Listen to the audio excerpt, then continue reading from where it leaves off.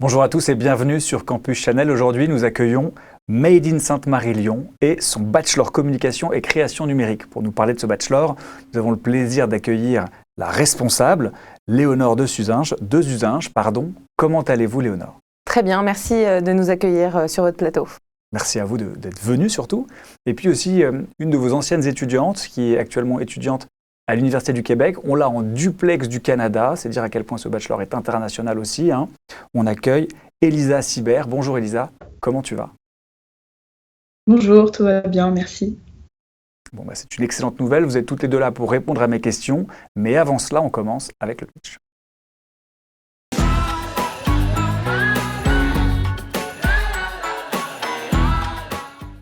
Alors le pitch, vous le savez, c'est ces 60 secondes pendant lesquelles, Léonore, vous allez nous présenter votre parcours, votre programme, votre école. Est-ce que vous êtes prête, Léonore? Oui, je suis prête. Alors je vous écoute. Eh bien donc Made in, en fait, c'est le pôle d'enseignement supérieur de Sainte-Marie-Lyon, qui est en fait une institution centenaire. Notre campus se trouve au cœur du Vieux-Lyon, sur un site qui est chargé d'histoire et de culture.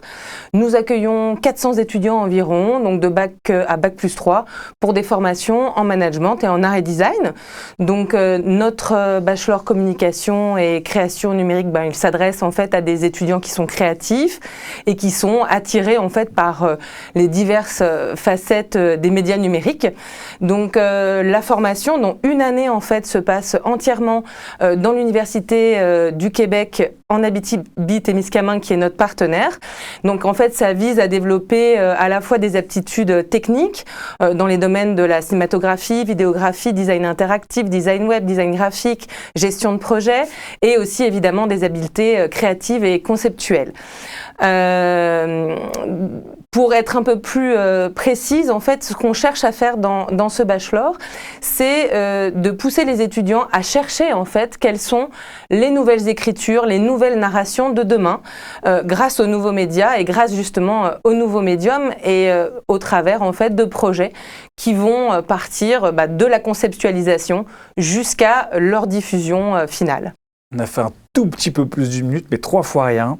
Je vous propose de commencer tout de suite. Ça fait un menu très alléchant, qu'on va avoir 45 minutes pour développer. La première question que j'ai envie de vous poser, qui est peut-être une question franco-française, quelle différence entre un bachelor et une licence?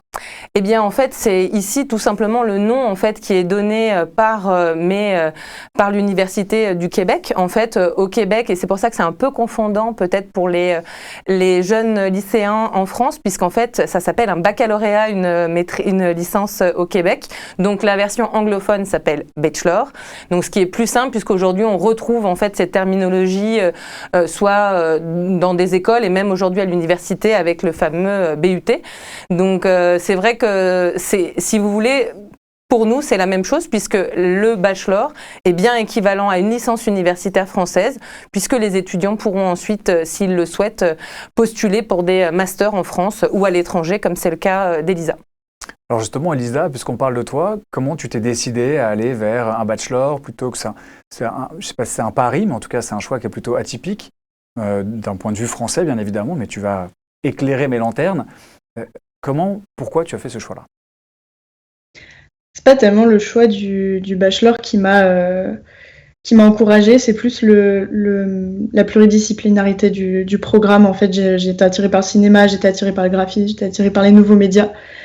Et c'est vrai que c'est une formation qui propose tout ça. Et on se spécialise par la suite un peu plus tout seul via les projets, via les expériences qu'on peut faire à côté ou pour les projets, pour les cours. Alors vous l'avez dit, Léonore, il y a une particularité à ce bachelor, c'est que c'est un bachelor dont une université étrangère va valider le diplôme, en l'occurrence l'UQAT. Est-ce que c'est un diplôme qui est également reconnu par la France? Quel sera le statut d'un étudiant français vis-à-vis des universités françaises, vis-à-vis des écoles françaises, une fois qu'il est diplômé de votre école? Alors, en fait, si vous voulez, c'est comme si l'université délocalisait en fait son programme en France. Donc, vis-à-vis en fait des universités françaises ou bien d'autres écoles publiques ou privées d'ailleurs, l'étudiant a effectivement un bac plus 3 qui est un équivalent licence universitaire française. Et c'est ce que je vous disais avant, ce qui lui permet en fait de s'ouvrir soit à une poursuite d'études dans la partie, on va dire, dans le secteur public, ou bien plutôt dans des écoles privées. Donc, en fait, si vous voulez, il n'y a pas de problématique, en fait, on ne peut pas dire, évidemment, puisque ça, c'est le diplôme ne peut pas être visé par l'État français, puisque c'est un diplôme étranger, mais il est reconnu de fait, et notamment parce qu'il existe aussi des accords cadres entre la France et le Québec depuis la fin des années 90, qui, en fait, régissent les différences et les équivalences, en fait, des différents niveaux de diplôme. Donc, si par exemple Elisa était allée directement au Québec avec son baccalauréat français, elle aurait pu aussi postuler directement au bachelor sur place. C'était une possibilité et inversement, un jeune Québécois pourrait venir en France avec son DEC, qui est l'équivalent du baccalauréat français, pour briguer une licence dans une université ou un bachelor dans une école. Donc il n'y a pas du tout de problème de réciprocité. Les étudiants ont bien 180 crédits ECTS qui sont convertis des 80 crédits canadiens. Et voilà, c'est tout à fait transparent. Il y a aucun problème d'équivalence. Des étudiants ont pu faire des universités ici en France en master ou bien à l'étranger comme Elisa ou même tout autre type d'école privée ou publique. Donc finalement, c'est un peu comme si les étudiants de Made In étaient en échange universitaire à Made In et après repartaient dans leur université mère au Québec et repartaient ensuite en échange, c'est ça? En quelque sorte, oui, c'est un petit peu ça. Même si en fait ils ne passent qu'une année, donc leur seconde année qu'ils passent complètement sur place au Québec. Mais oui, on peut vraiment dire en fait qu'une entente universitaire de ce type est effectivement comme une délocalisation de programme de la part de l'université étrangère. Alors, vous m'avez parlé de créativité, vous êtes des étudiants créatifs, on parle de design. Moi, je raisonne de manière assez basique. Est-ce qu'il faut savoir dessiner pour avoir une chance d'intégrer ce bachelor? Et quelles seraient les autres qualités que vous cherchez dans un étudiant? Est-ce qu'il est obligé d'avoir un petit côté artiste ou une fibre artistique? Alors, je dirais qu'en fait, pas forcément. Il y a des étudiants qui, effectivement, arrivent avec un bagage artistique sur tout ce qu'on cherche. Et pas forcément, j'ai pas besoin qu'ils sachent dessiner. On va dire que là, on est quand même sur un volet très numérique. Donc, on passe très peu de temps. Ils ont seulement un cours, en fait, qui va être dédié à une pratique plutôt de type storyboard ou animatique. Mais c'est vraiment plus pour comprendre le langage et s'organiser d'un point de vue schématique que vraiment d'apprendre à dessiner. Certains ont des belles aptitudes et forcément c'est très agréable à voir, ils vont faire des choses magnifiques, mais certains n'en ont pas et c'est pas du tout un drame. En revanche, ce qui moi me semble primordial, c'est le goût et l'appétence pour la culture générale, pour la culture artistique, pour les médias, voilà, de s'intéresser à ce qui se passe aujourd'hui en art, en cinéma, en série, ce qui se passe sur le web, etc., etc. Ça, c'est pour moi la qualité primordiale. Parce que la créativité, bien sûr, je pense que parfois elle peut être difficile à stimuler. Cependant, en fait, il y a des cours pour ça. C'est-à-dire que les Québécois, je pense, et plus largement dans la logique anglo-saxonne, on dissocie en fait le talent du travail, de l'artistique ou quoi que ce soit, parce qu'en fait, on peut apprendre à être créatif. Il y a des méthodes pour ça, on peut réfléchir et puis aussi on peut savoir quelles sont les conditions. On peut avoir justement une émulation entre étudiants sur un projet, etc. Donc ça, en fait, ça va s'acquérir au fur et à mesure du temps. Et dès la première année, en fait, les étudiants vont être briefés en fait sur qu'est-ce que la créativité, en quoi ça consiste et comment justement je vais la développer. Et surtout parce que c'est la réalité. Ici, c'est dans un cadre contraint puisqu'en fait, on est plus dans un cadre de commande que de projet artistique pur et dur. Puisque là, on ne va pas délivrer une vision sur le monde en tant qu'artiste, mais plutôt, on va répondre à une commande de communication, de campagne ou de film, etc. Alors, on reviendra justement sur ces méthodes pour développer la créativité, parce que je pense que c'est vraiment passionnant, j'ai envie d'en savoir plus. Avant ça, j'ai envie de te demander à toi, Elisa, est-ce que tu étais plutôt une âme créative? Est-ce que tu étais plutôt artiste? Est-ce que, au contraire, comme l'a dit Léonore, tu as tout appris pendant tes études et ça t'a permis de réveiller un peu cette fibre créative en toi et tu avais déjà la culture générale? Donne-nous un peu ton parcours et comment l'école t'a transformé et avec quel bagage tu partais finalement au départ. Ce qui est sûr, c'est que j'ai appris énormément de choses sur moi, sur l'art, sur la culture et justement la curiosité intellectuelle et artistique dont Léonore parlait. Je pense que j'avais plutôt une âme créative, comme vous dites, en venant au bachelor. Je pense maintenant que j'ai une âme plutôt, on va dire, opérationnelle sur la créativité. Je pense que, comme je vous le disais, la pluridisciplinarité, elle nous apporte de la créativité, mais elle nous apporte aussi des compétences vraiment concrètes dans comment mener à bien un projet et comment couvrir tout le processus de production de ce projet. Et j'ai oublié votre question. Non, c'est comment tu fais on pour apprend transformer- énormément de choses. Non, mais tu as répondu partiellement à la question. L'idée, c'est de savoir, est-ce que toi, tu avais une fibre, est-ce que tu exerçais une activité artistique avant d'intégrer Made In? Oui, je faisais déjà pas mal de vidéos et je viens du milieu de la scène aussi. Je fais beaucoup de danse, donc ça, c'est quelque chose qui me stimule énormément dans ma créativité, que ce soit ma pratique filmique comme toutes les autres pratiques que j'ai pu avoir pendant le cursus. Très bien, merci beaucoup Lisa. Donc pas forcément du dessin. En Non. revanche, quels autres éléments du coup on va devoir fournir dans son dossier pour justifier de sa créativité? Est-ce que vous allez regarder uniquement les notes? Est-ce que vous misez plutôt sur des potentiels? Quand on va vous envoyer, j'imagine, vous demander des bulletins. Est-ce que vous regardez le classement? Est-ce que vous regardez les commentaires? Est-ce que vous regardez la place? Dites-moi tout. Alors, disons que je vais voir déjà si effectivement, déjà le bulletin est cohérent.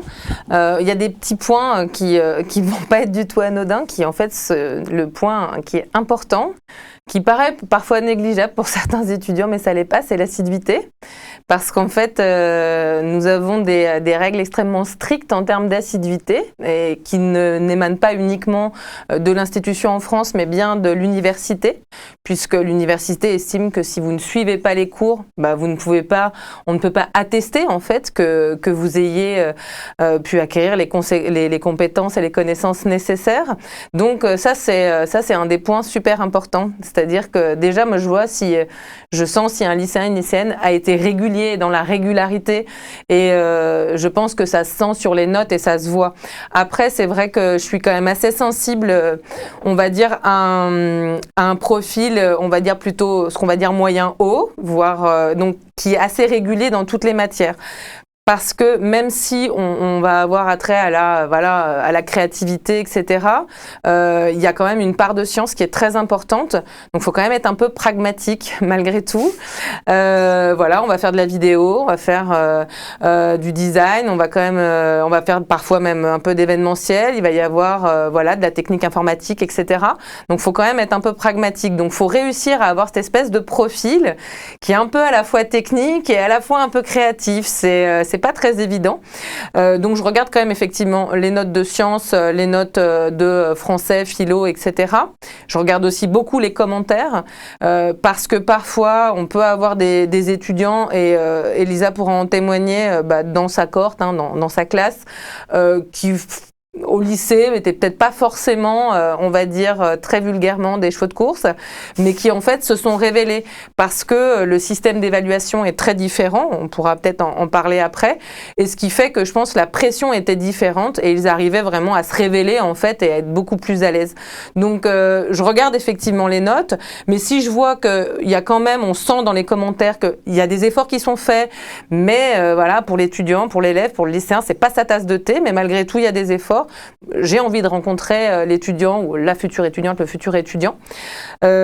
Si c'est possible, quand ils le peuvent, s'ils peuvent me donner aussi des travaux qu'ils font personnels, à leur niveau, tant pis, même si c'est la vidéo de vacances, même si c'est des photos, comme ci, comme ça, parce que ça peut aussi donner des pistes, en fait, sur leur sensibilité, sur leur compréhension aussi des médias. Parce que on peut avoir une manière de cadrer déjà assez fine, alors qu'on ne s'en rend peut-être pas compte, mais on est capable de comprendre une situation grâce aux images. Donc il y a ça en fait aussi, d'être à l'aise avec le langage de l'image. Et ça se voit lorsqu'ils peuvent donner ces petits éléments. Et puis aussi dans leur motivation, ce qu'ils font à côté. Comme Elisa, moi je vais être sensible. Il y en a beaucoup qui vont faire un peu de musique, de la danse, avoir même d'autres types d'activités plus basées sur la solidarité ou l'entraide. Donc voilà, essayer d'avoir quand même déjà soi-même un profil où on s'intéresse en fait à ce qui nous entoure, quoi, tout simplement. Voilà, on est sensible à notre monde extérieur. Donc sans miser sur des chevaux de course, vous misez sur des poulains à haut potentiel. C'est ça. Pour résumer. Voilà, certains peuvent être déjà bons. Bien voilà. sûr, mais on ne refuse pas les chevaux de course à l'entrée. Exactement. Ils sont aussi les bienvenus. Mais en tout cas, voilà, je suis assez... j'attends en fait de les écouter lors de l'entretien qui généralement dure une trentaine de minutes, où là, je vais vraiment leur demander voilà, ce qu'ils viennent faire ici, ce qu'ils connaissent, pourquoi, par exemple, quel est ce qu'ils aiment faire d'un point de vue culturel, quelle est, par exemple, la dernière expo qu'ils ont vue, le dernier film, pourquoi ça leur a plu, qu'est-ce qui les a intrigués, etc. Donc, c'est comme ça aussi que je vais voir un peu si tout ça est réel ou simplement une candidature parmi d'autres. Très bien. Alors, voilà. Culture générale et créativité. Elisa, est-ce que ça correspondait à ton profil?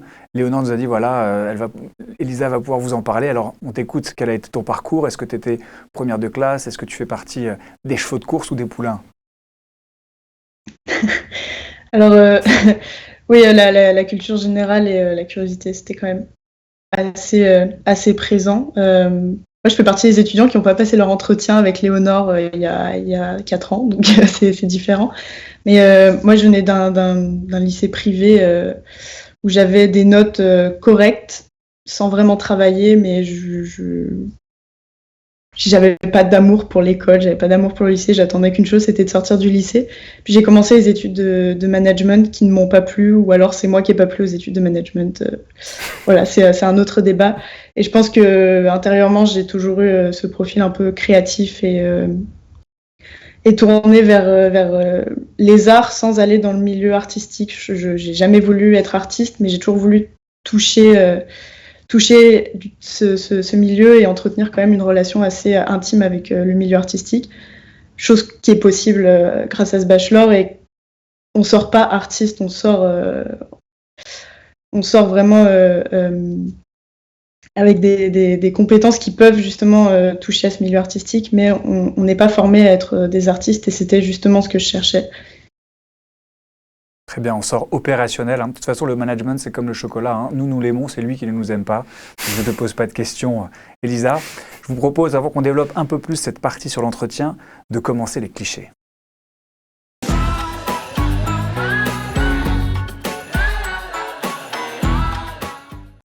Donc les clichés, Léonore, Elisa, ça va être des stéréotypes qu'on peut avoir concernant votre formation, concernant votre bachelor. Léonore, tiens, je vais vous laisser commencer. Ce serait quoi votre cliché, vous? Alors, je pense que la question qui revient le plus lors des salons et des journées portes ouvertes ou même d'autres types d'entretiens plus informels, c'est mais est-ce qu'il y a des métiers? Est-ce que, en fait, est-ce qu'il va pas avoir une vie de bohème? Est-ce que mon enfant... Ça faisait partie de mes questions, voilà. je vous le confirme. Est-ce que mon enfant va avoir une vie de bohème? Eh bien non, en fait, parce que tout simplement, si on prend de façon absolument évidente le secteur de la communication, c'est un secteur qui est massif, qui emploie des centaines de milliers de personnes en France, à tout type de postes. Donc déjà, voilà, je veux dire, on peut commencer par ça. Ça va de ce qu'on peut connaître, l'agence de com, même l'agence de publicité pour, on va dire, pour ce qui est le plus visible, mais tout simplement, ne serait-ce que aujourd'hui, je pense que toutes les entreprises ont conscience de la nécessité de la maîtrise de leur image, de ce qu'est, voilà, tout ce qui est brand design, donc de maîtriser leur image. Et évidemment, je pense que depuis l'explosion du web et autres, tout le monde maîtrise son image. Donc dans toutes les entreprises, PME jusqu'aux plus grosses entreprises, il y a des services de communication intégrés qui cherchent en fait des jeunes et des moins jeunes qui sont en capacité d'être chefs de projet, qui sont en capacité de gérer voilà, un projet vidéo sur l'entreprise, un projet web, un projet de développement sur tel ou tel type de réseaux sociaux ou de médias, etc. Donc en fait, il y a quand même une manne d'emploi qui est absolument gigantesque. Et je veux dire, si après même on va plus loin, il y a même aussi des secteurs aujourd'hui de communication ultra innovantes qui vont utiliser le design interactif, la scénographie ultra contemporaine pour communiquer pour des marques, par exemple, de luxe ou des marques auto, etc. Et où là, effectivement, eux, grâce aux nouveaux médias, mapping, VR et compagnie, vont pouvoir aussi avoir des opportunités. Donc c'est vrai qu'il y a ce secteur de la communication qui est pour moi celui qui va embaucher en premier. Et après, oui, on va rentrer dans des choses plus petites. Effectivement, il va y avoir les parties plutôt qui relèvent du jeu vidéo. Il y a moins d'étudiants qui vont vers ces domaines-là, quelques-uns, surtout dans la partie level design, game design. Ils vont pas en fait faire, c'est pas eux qui vont être évidemment les créateurs de la 3D, des décors, des personnages, etc. C'est plutôt eux qui vont penser à la structure de l'histoire et à comment l'histoire se déroule, les niveaux, etc. Donc j'ai quelques étudiants qui ont été vers ces secteurs-là, qui est quand même le plus gros secteur de divertissement du monde. Même si, on va dire, en termes d'emploi, c'est beaucoup plus petit, mais quand même. Et au Québec, notamment, enfin, en tout cas au Canada, c'est très développé.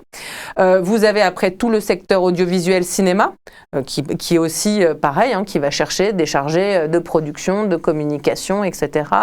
Et toute la partie événementielle, donc festival et autres, où on va chercher de la même manière des personnes plutôt, des chargés de programmation, com, etc. Donc il y a quand même une manne d'emploi qui est importante, mais c'est vrai qu'elle ne semble pas évidente, et notamment pour tous ces secteurs un peu cachés, parce qu'en fait, l'emploi n'est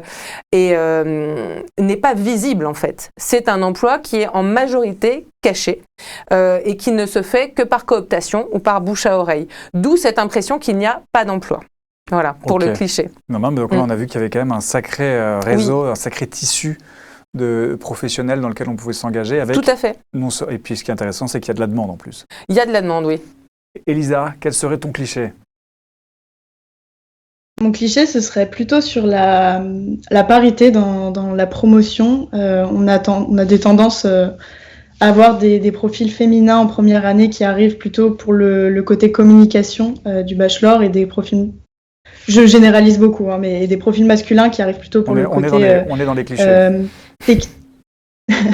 Technique et comme disait Léonore, jeux vidéo, vidéo même audiovisuel, voilà. Et comme on expérimente beaucoup pendant ces 3 ans, on expérimente, on découvre d'autres domaines, on va avoir tendance, grâce aussi à la pédagogie anglo-saxonne, à se spécialiser tout seul pour des projets, ou même dans son coin. On va aller suivre des tutos sur YouTube, on va aller se renseigner sur un sujet qui nous intéresse, qu'on a vu très vite fait en cours et qui nous a fascinés, donc on va aller se renseigner puis apprendre à faire ça. Et voilà, et les profils ont tendance un peu à s'inverser. Sur la 3e année, on va avoir des profils féminins techniques et des profils masculins qui vont plus aller sur la scénarisation, la conceptualisation, voire même la communication. Je ne sais pas si, Léonore, vous pouvez peut-être confirmer. Non, mais si je résume, en fait, il y a plein de boulots et les boulots n'ont pas de sexe. Et je crois que c'est ça. Ils ont de moins en moins tendance à avoir un sexe, on va dire ça. Si effectivement on prend les métiers de l'audiovisuel, on peut dire qu'il y a 30 ans, un preneur de son, un cadreur, un réalisateur, une monteuse, une chargée de production. Aujourd'hui, ça change. En fait, voilà. Donc, pour prendre des exemples comme ça, aujourd'hui, voilà, on a des femmes qui sont ingénieures du son, ça ne choque plus personne. On a des femmes directeurs de la photo, directrices de la photo, etc. Donc, pareil, on a des hommes qui sont directeurs ou chargés de production. Et de la même façon, ça ne choque plus personne. Donc, effectivement, et on va dire qu'il y a une... On est moins, effectivement, les garçons avec des petits marteaux et des petits clous, et puis les filles avec des petites poupées. Voilà, c'est ça. On parlait de la créativité, et je me demandais justement, vous en parliez, on a un peu écorché le sujet, c'est de se dire comment est-ce qu'on apprend quelque chose d'aussi abstrait que le design ou la créativité, par exemple. Vous avez parlé de méthode. Et je serais curieux de les entendre et de savoir concrètement par quoi ça se traduit.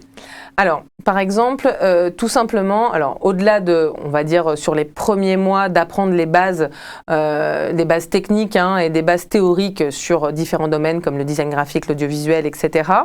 En fait, on va essayer de stimuler la créativité au travers de petits projets, donc qui vont devenir de plus en plus conséquents au fur et à mesure des 3 ans. C'est-à-dire que ça va de quelques jours en première année jusqu'à une année complète en 3e année, en plus d'autres cours. Donc pour stimuler en fait cette créativité, en fait c'est ce que je vous disais, il faut donner un cadre. Parce que dire vous allez avoir une idée, C'est hyper dur. En fait, c'est carrément même vertigineux. Je veux dire, moi, je n'ai pas d'idée si on me demande d'avoir une idée comme ça. C'est très difficile. Or là, en fait, si vous donnez un cadre, vous dites, voilà, nous, on veut faire, par exemple, une identité visuelle pour tel type d'entreprise. Ah oui. Ah alors c'est quel secteur? Ah tiens, c'est tel secteur. Ah mais qu'est-ce qui se fait déjà dans tel secteur? Donc en fait, c'est par recherche, c'est par entonnoir, c'est-à-dire qu'on va aller chercher et à aller pointer ce qui va être différenciant par rapport à des communications et des identités visuelles qu'on aurait pu voir par ailleurs dans le même secteur pour le même type d'entreprise. Et on va essayer de trouver une idée à partir de là. Donc en fait, on va réduire le champ des possibles, ce qui fait qu'en fait, c'est beaucoup plus simple d'aller chercher quelque chose d'imaginatif, de créatif. Après, il y a aussi toute une partie théorique dont Elisa peut vous parler, qui est vraiment sur les penseurs de la créativité, comment on pense la créativité, comment c'est stimulé, etc. Mais d'un point de vue concret, l'idée, c'est vraiment que ce soit fait par petites touches au fur et à mesure. Et après, ça devient naturel. Hop, dès qu'on vous donne un projet, un sujet, vous dites « Ah oui, il faut commencer par là. Tiens, qu'est-ce qui est fait dans ce domaine? Ah tiens, j'ai telle idée de scénario. Ah oui, mais ça a déjà été fait 10 fois. Ah, par contre, sous cet angle-là, ça n'a jamais été fait, etc., etc. Donc c'est pour ça que je disais vraiment, on n'est pas dans l'idée substantielle, existentielle, transcendantale. On est dans quelque chose de très appliqué, en fait. C'est pas la création ex nihilo. Voilà, c'est ça. C'est pour ça que c'est, entre guillemets, plus facile. Et en réalité, c'est plus facile. C'est beaucoup plus simple d'avoir des idées quand on vous donne une matière, en fait, pour pouvoir la tester. Alors Elisa, est-ce que tu attestes de ce qui vient d'être dit? Je suppose que oui, mais est-ce que tu peux nous donner peut-être un exemple concret, toi, dans ta scolarité, où tu te dis là, vraiment, c'est un tournant créatif pour moi, et voilà, sur un projet en particulier? Je pense que le tournant le plus créatif, et les autres étudiants de ma cohorte et même de toute la formation pourront me suivre sur cet argument-là, c'est le marathon de création de 24 heures qui se déroule en première année, qui consiste en fait à avoir un brief un jeudi matin et puis de rendre un film le vendredi matin à la même heure. Et ça, je pense que c'est le plus marquant parce que c'est aussi le premier, le plus intense. Il y en a d'autres, il y en a en deuxième année qui sont proposés sur 48 heures ou 72 heures. Même sur une année, c'est assez intense aussi. Mais je pense que le premier marathon... Mais ouais, le premier marathon est vraiment assez marquant pour justement les sessions de créativité parce qu'il faut être efficace, il faut être rapide, il faut être original et c'est un super exercice qu'on soit dans le domaine de la création numérique ou pas, ou dans un tout autre domaine. On finit quoi qu'il arrive par accoucher de sa créativité 24 heures, donc il faut avoir bien dormi avant, il faut préparer, j'imagine, ces 24 heures sans dormir. Quelle synergie il existe entre Made in Sainte-Marie-Lyon et l'UQAT? Comment est-ce que vous répartissez le programme entre ces deux instituts? Alors, nous, on va donc prendre la première et la troisième année. Donc, la première année, c'est vraiment ce que je vous disais tout à l'heure, c'est la partie basique. On va apprendre les fondamentaux. On va commencer à développer des projets un peu plus conséquents dans différents domaines. La troisième année, les étudiants reviennent avec comme point d'orgue leur projet de fin d'études en groupe et évidemment leur stage de fin d'études, leur orientation, puis des cours qui vont venir compléter le reste. Et en deuxième année, en fait, on s'appuie vraiment sur le partenaire universitaire parce que d'une part, ils ont en fait à la fois des ressources techniques, des infrastructures et des ressources humaines qui sont inespérées. C'est-à-dire que là, voilà, on va pouvoir vraiment toucher à l'expérimentation pure dans le domaine des nouveaux médias grâce aux infrastructures et aux différents enseignants-chercheurs qui sont sur place.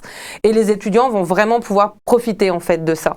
Donc, nous, on est un trop petit établissement pour pouvoir offrir l'ensemble de ces possibilités. Je veux dire, là, nous, on ne peut pas avoir à la fois un studio de motion capture, plusieurs plateaux régie comme ici, voilà, comment on appelle ça, pardon, je perds mes mots. Du matériel audiovisuel de tout type, etc. On a des choses, mais c'est beaucoup plus restreint et c'est à la taille de notre établissement. Donc là, c'est vraiment cette opportunité qui est offerte dans la formation et voilà pour les étudiants de vraiment expérimenter à la fois toute cette partie sur les projets et d'apprentissage et c'est aussi de consolider quel est cet esprit en fait de l'université au Canada qui est assez différent de l'université française Donc c'est quelque chose qu'on commence à faire en première année et le changement est assez difficile parfois entre la logique qu'on a dans le secondaire en France et ce qu'on attend d'eux, parce qu'en fait on attend d'eux qu'ils deviennent maîtres de leur cursus académique.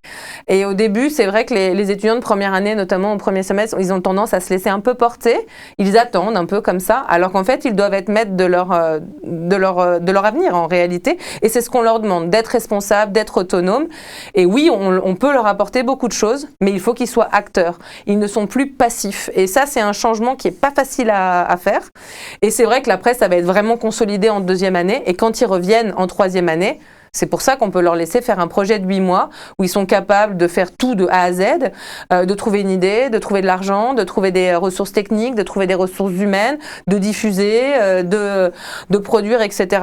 Presque seuls, accompagnés, mais encadrés, mais ils le font quand même seuls. Et c'est, je pense, vraiment ça, cette synergie. Et pour moi, je pense que ça fait aussi après des futurs, on va dire, adultes et professionnels qui sont conscients de ce qu'ils font, qui sont responsables, qui sont en capacité de dire là, j'ai fait quelque chose de super, c'est top. Là, par contre, j'ai pas du tout répondu à ce qui était à demander. Ok, je vais reprendre ce que j'ai à faire. Voilà, donc il y a vraiment cet apprentissage-là que je trouve pour moi très positif. Et voilà, je sens que c'est des jeunes gens qui sont après plutôt épanouis dans leur vie professionnelle. Ils deviennent leurs propres conseillers pédagogiques. Là où on va chercher la réponse ailleurs, finalement, on va la chercher en soi. Elisa, tu l'as vécu comment, cette alternance entre la France et le Québec, enfin entre Lyon et le Québec, comment tu l'as... Ça a été simple, ça a été compliqué, c'était facile de s'habituer justement à ces changements de posture dont parlait Léonore? Alors oui, l'année au Québec, elle est assez exceptionnelle sur à peu près tous les plans que Léonore a évoqués. On est à 900 km de Montréal, on est dans une zone où l'hiver arrive très vite et part très lentement. Et on n'est pas du tout livré à nous-mêmes, on est vraiment hyper encadré par l'université et même par Made in à distance. Et c'est vrai que c'est une année où on devient plus mature, je pense, autant sur nos travaux que sur nos propres personnalités. On apprend vraiment à devenir adulte et opérationnel. Et je pense que c'est une année de transition assez importante pour à peu près tous les étudiants qui passent par là. Et c'est vrai qu'on arrive en troisième année à s'échanger et les enseignants nous le font remarquer et c'est assez agréable.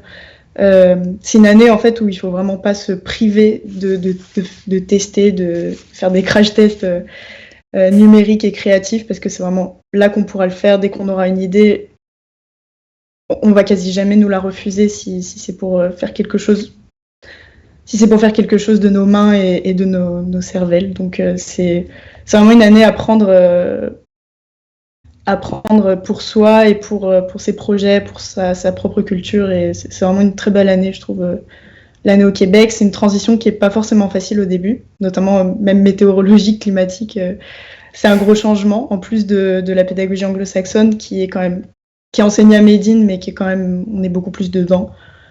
Mais tout est fait pour nous rendre plus confortables et nous mettre à l'aise dans nos études. Et ça marche assez bien, je pense, chaque année. Finalement, le plus gros défi, si je traduis, c'est le climat. Alors, on va passer à la deuxième... D'accord. On va passer à la deuxième partie. Je crois que c'était Napoléon qui disait qu'un schéma valait mieux qu'un long discours. Là, en l'occurrence, on pourrait dire qu'un graphique ou un bon design vaudrait mieux qu'un long discours. Alors, on part tout de suite sur Qui suis-je ?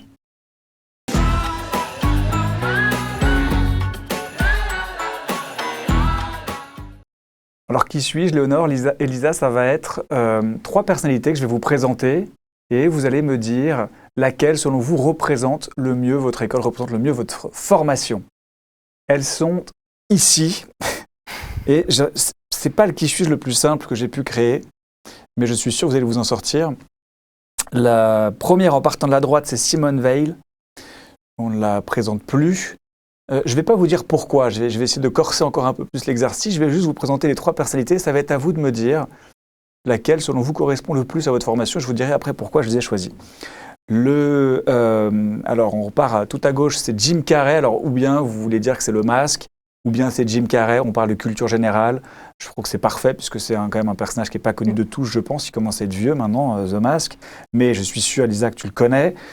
Donc voilà, c'est ou The Mask ou l'acteur, vous choisissez. Et au centre, c'est Soul, c'est le film d'animation Pixar qui a été primé aux Oscars, que je vous recommande personnellement de regarder si vous ne l'avez jamais vu. Elisa, je vais te laisser commencer, puisque normalement, celui que tu vas prendre, Léonore ne pourra pas le reprendre. Quel personnage, selon toi, représente le mieux ta formation? Je pense que c'est The Mask. Oui, effectivement, je le connais. Je le connais bien. Je pense que les 3 ans du bachelor nous révèlent. On se transforme vraiment sur le plan créatif et professionnel. On développe comme, je sais pas pourquoi ça me fait penser à ça, on développe tous, je pense au cours de la 2e année notamment, nos réseaux sociaux, on en fait comme une vitrine de nous-mêmes, de nos travaux. On est très très fiers de présenter les travaux qu'on fait à l'école ou même à côté avec le matériel de l'école. Souvent ça démarre du Canada.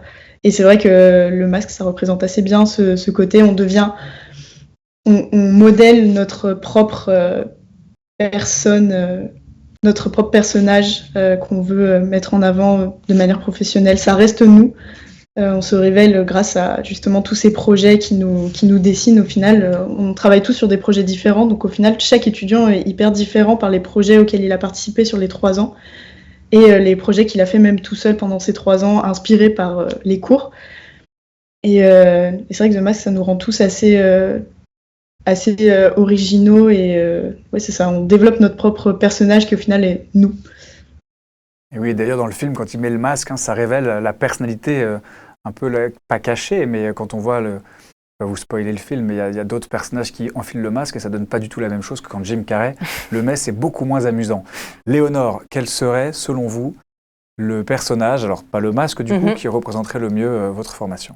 Alors moi, je vais choisir Simone Veil, tout simplement parce que pour moi, c'est vraiment la personnalité féminine qui a fait exploser le plafond de verre pour les femmes, qui est un exemple, qui a toujours su être elle-même, se battre pour des idées importantes qui ont changé en fait presque la face du monde, on peut dire, clairement.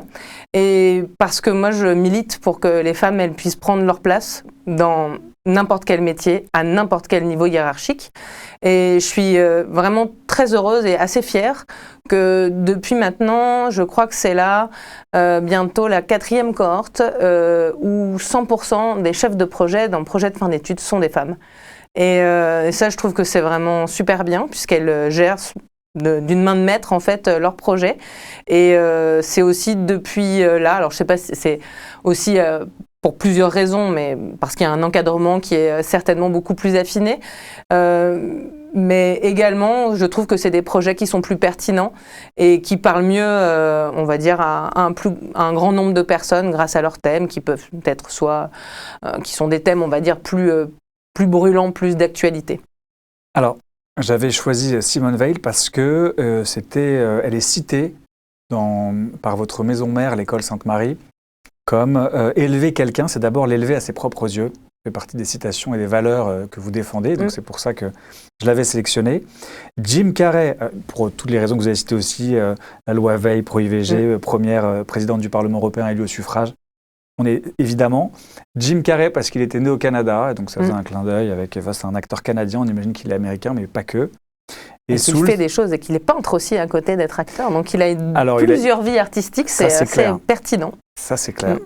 Et Soul, c'était la créativité, le film prime aux Oscars, peut-être le film qu'on aimerait. L'animation, etc. Avec Steve Jobs, qui est derrière les studios Pixar et qui représente bien, je pense, la créativité. C'est intéressant parce qu'Elisa a parlé des réseaux sociaux. Et je me demandais, voilà, vous décrivez le bachelor comme un bachelor qui s'adresse aux étudiants intéressés par les diverses facettes des médias numériques. Comment est-ce que vous intégrez les réseaux sociaux comme TikTok ou Instagram dans les cours, par exemple? Alors, en fait, ils vont être intégrés surtout effectivement dans la communication des projets. Alors, au tout début, ils ont des cours de communication très classiques où on va effectivement parler de la communication externe, qu'est-ce que c'est, qu'est-ce qu'on fait aujourd'hui avec les réseaux, etc. Mais très rapidement, en fait, les projets, en fait, ils doivent exister de façon tangible, de façon réelle. Donc, et après, même pour le dernier projet, il doit même être présenté à un public extérieur, qui n'est pas forcément celui des étudiants de l'école, etc. Donc, effectivement, il faut avoir une communication qui va passer par les réseaux sociaux et qui sera adapté aussi en fonction des réseaux sociaux, en fonction de la cible, etc. Où est-ce qu'on va chercher en fait notre public, nos futurs soutiens et tout ça. Donc dans les projets, ils vont aller exploiter ce genre de réseaux sociaux. On va dire que c'est vraiment lié à cette pratique-là.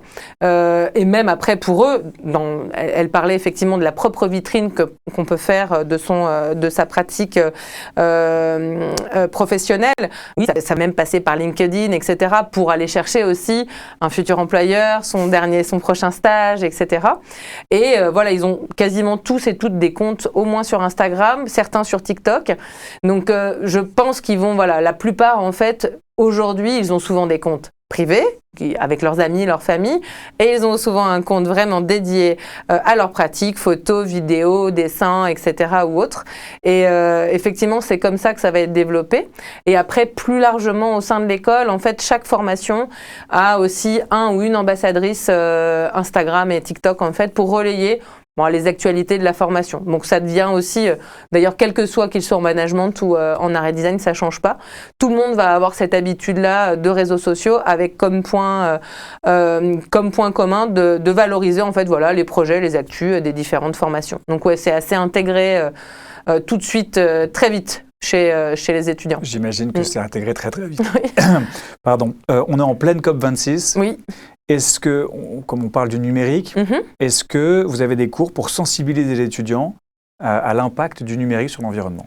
Alors, je pense qu'on n'a pas de cours particulièrement pour faire ça vraiment, mais apparemment ils se sensibilisent tout seuls, puisque je pense qu'au moins chaque année on a un projet de fin d'études qui porte en fait sur ce sujet et justement où il y a je pense qu'ils sont conscients en fait des impacts du numérique, ils le savent, ils savent que toutes leurs vidéos sont stockées dans des fermes, dans des clouds gigantesques, etc.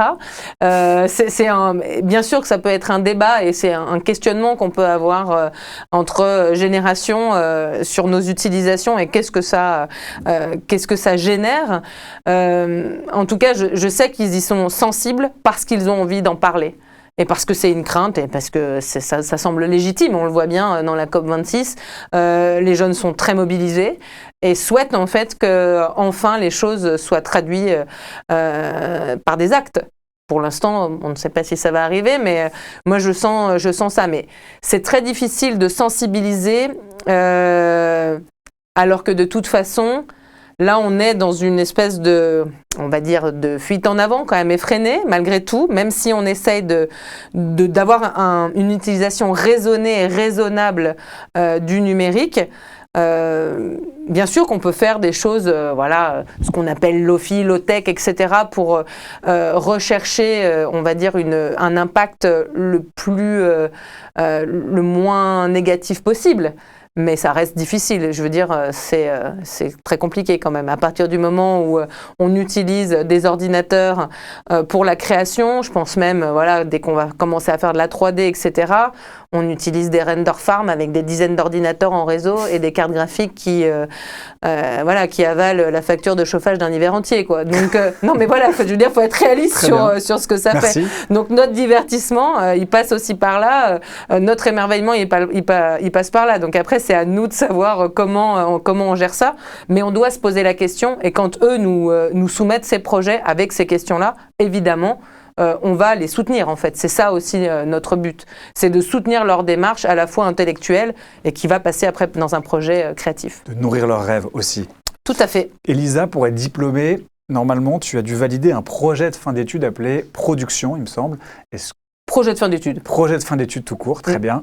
Est-ce que tu peux nous en parler, en quoi ça consiste, et puis peut-être nous parler aussi des autres évaluations que tu as eues au cours de ces 3 ans? Le projet de fin d'études, c'est un projet qui se tient sur 1 an. Donc, on a la première session de 3e année qui tourne autour de la pré-production. Donc, ça va être toute la phase de création du groupe déjà, et puis de prise de poste dans le groupe. Et puis, il va y avoir la phase de conceptualisation, de scénarisation, et puis de commencer à mettre en place le projet. Et puis, sur la 2e session, donc la toute dernière session des 3 ans, ça va être donc la phase de production, donc de mise en œuvre du projet. On va faire des bêtas, on va faire des expérimentations, et puis on va proposer une version finale du projet. Et puis ça va finir par une soutenance devant un jury et un public. Donc pour clore, c'est vraiment la clôture de ces 3 ans. Et pour les projets, je ne saurais même pas compter le nombre de projets qu'on a pu faire en 3 ans. Je pense qu'à chaque cours, une trentaine à peu près. On me dit dans l'oreillette une trentaine. J'aurais dit moins. C'est ça, il y a une bonne trentaine de projets. Et chaque cours a au moins un projet, voire plus. Et ça va de la conceptualisation à la mise en œuvre. Certains projets sont juste autour de la conceptualisation. C'est plutôt les projets parfois de première année ou quand on découvre un cours. Puis après, les projets finaux de fin de session souvent vont être vraiment mis en œuvre, d'où la fierté dont je vous parlais de présenter tous ces projets sur nos réseaux sociaux, parce que c'est des projets qui existent et qui sont présentables et qui font notre portfolio aussi et qui font aussi qu'on est opérationnel en sortant de ces études et qu'on peut travailler sans passer par une maîtrise, sans passer par un bac +4, +5. Et c'est ces projets qui font l'importance aussi du cours et qui font qu'on s'accroche à un cours aussi difficile parfois soit-il. Même les cours théoriques vont avoir un projet pratique en fin de session. Puis j'imagine qu'on y est d'autant plus attaché que quand on a fait un projet sur lequel on n'a pas dormi pendant 24 heures et pendant lequel on n'a pas dormi pendant 1 an, on a envie de montrer ce qu'on a produit et ce qu'on a fait. Deux dernières questions avant de passer au temps additionnel. Alors, je sais qu'il y a 20% de vos étudiants qui rentrent directement dans la vie active. On ne va pas en reparler, vous nous avez expliqué vraiment de manière assez détaillée tout ce qu'il était possible de faire à la suite du bachelor. Je m'intéresserai plutôt aux 80% le reste du coup, qui poursuit ses études. Quel est le type d'études auxquelles on peut aspirer une fois qu'on a validé son bachelor chez vous ? Alors, donc, soit des études comme Elisa, donc en master universitaire. Donc, ça peut être dans le champ, pour Elisa, donc qui est plutôt recherche-création. Là, c'est médias, cinéma expérimental, on va dire médias expérimentaux. On a des choses plus orientées art, création, technologie, des choses vraiment en design pur ou design interactif, ce genre de choses.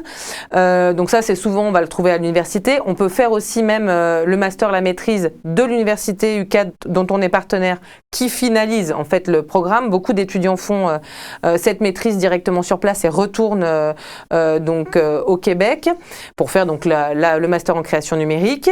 Ça, c'est pour le volet plutôt universitaire. On a également aussi certains et certaines qui font des filières de type infocom, où ils vont aller chercher soit des spécialisations plutôt en design graphique, identité, etc. D'autres aussi plutôt dans le champ développement et direction de projets culturels ou d'établissements culturels. Ça c'est pour ce volet-là. Dans les écoles privées, on a effectivement conception UX, marketing, direction artistique. Ça va être vraiment ce type on va dire de poursuite d'études. Et certains, mais c'est un peu plus rare, vont faire des écoles de commerce, mais quand même toujours dans des MSCI très marqués, marketing digital ou communication, planeur stratégique, etc. Donc ça va être quand même très typé. On ne va pas retourner sur un programme grande école, par exemple.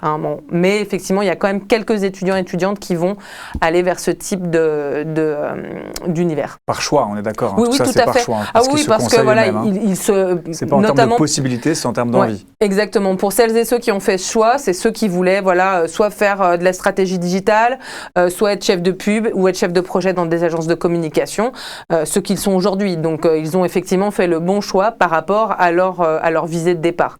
Très bien. Elisa, juste, on va faire un mot sur la vie étudiante parce qu'on n'en a pas du tout parlé. Est-ce que les gens sont aussi gentils qu'on le dit au Canada ? Et quelle différence entre la vie étudiante à Lyon et la vie étudiante au Canada ?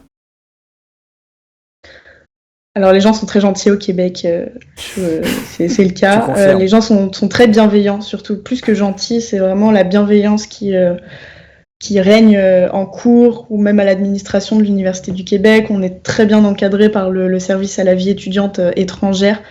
On est très vite intégré en fait par cette bienveillance. Et la vie étudiante est différente, oui, entre Made In, qui est une école de, si je ne me trompe pas, 4 à 600 étudiants, contre l'UQAT qui en a 4 à 6 000, où justement on a... Made In, c'est très familial, on connaît tous les visages très vite, même si on a une formation un peu moins management que les autres. On peut parfois se sentir à part, mais c'est vrai que c'est très familial et c'est très restreint, mais pas dans le mauvais sens du terme. On s'y intègre aussi très vite. Et l'UQAT, c'est l'université à l'américaine, donc on vit sur le campus, on dort sur le campus, donc on passe à peu près 99% de notre vie à l'UQAT ou aux résidences à travailler. Pour beaucoup, on passe nos nuits là-bas. Et la vie est différente, mais c'est justement cette vie étudiante à l'UQAT qui nous permet de bien revenir aussi à Made in dans ce cadre plus familial et plus adapté aussi pour le projet de fin d'études, où justement on a ce réseau qui est à la fois très restreint et très large sur Lyon. Justement, la plupart, on a nos familles, on vient de la région, on vient de Rhône-Alpes, voire de l'extérieur aussi, mais c'est vrai qu'on a ce côté un peu plus local qui fait qu'on a un plus grand réseau aussi de diffusion sur nos projets de fin d'études, notamment en 3e année. Très clair, donc c'est bien la fête à la française, à la lyonnaise, dans les petits bouchons, en famille, ou alors c'est la fête à l'américaine et de show must go on. Merci beaucoup Elisa pour ta réponse, on passe tout de suite au temps additionnel.